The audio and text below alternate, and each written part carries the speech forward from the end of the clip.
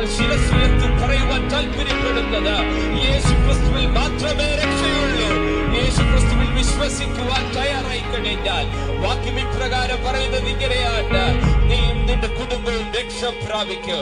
രക്ഷയുടെ അവസരം നിങ്ങൾക്ക് പലപ്പോഴും നഷ്ടപ്പെട്ടു പോയിട്ടുണ്ടെങ്കിൽ, രക്ഷയുടെ അവസ്ഥകൾ നിങ്ങളുടെ ഭവനത്തിൽ നിന്ന് മാറിപ്പോയിട്ടുണ്ടെങ്കിൽ, രക്ഷ എന്റെ കുടുംബത്തിലേക്ക്, എന്റെ ഭവനത്തിലേക്ക് മാത്രമല്ല എന്റെ ജീവിതത്തിലേക്ക് വരണമേ എന്ന് നിങ്ങൾ വ്യക്തമായി പറയുവാൻ താല്പര്യപ്പെട്ടു കഴിഞ്ഞാൽ യേശു ക്രിസ്തുവിൽ കൂടെ മാത്രമേ നിങ്ങൾക്ക് രക്ഷയും സമാധാനവും സന്തോഷവും നൽകുവാൻ കഴിയുകയുള്ളൂ.